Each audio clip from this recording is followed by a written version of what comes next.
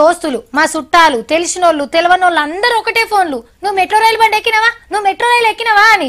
ఎక్కితే సీట్లు ఎట్లున్నాయి, సీట్ దొరికిందా, నిలబడ్డావా, అద్దాలకెళ్ళి హైదరాబాద్ అందాలు ఎట్లున్నాయి, సెల్ఫీ పోటీ దిగినవా లేదా, మరి దిగితే ఫేస్బుక్ లో ఎందుకు పెట్టలేదు.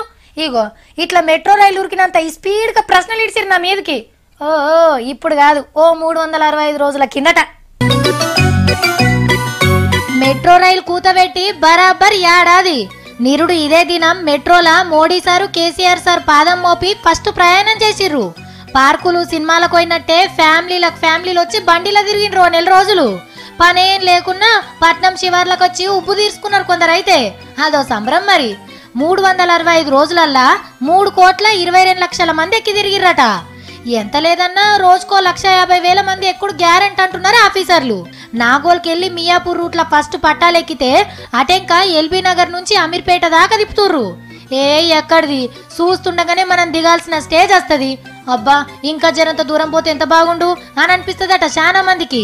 ట్రాఫిక్ ఉండదు, టైం మిగులుతుంది, సీట్లు దొరుకుతాయి, నిలబడ్డ నిమిషాలల్లో స్టేజ్ వస్తుంది. ఆనముసుర్ల టైంలా చాలా మంది మెట్రోలనే తిరిగిర్రు.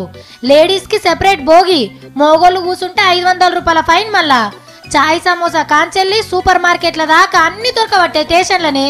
ఈ బేరాలు కూడా మంచిగానే నడుస్తున్నాయి. ఈ ఏడాది ఆఖర్లా హైటెక్ సిటీ దాకా నడిపే కోపు కొడుతున్నది.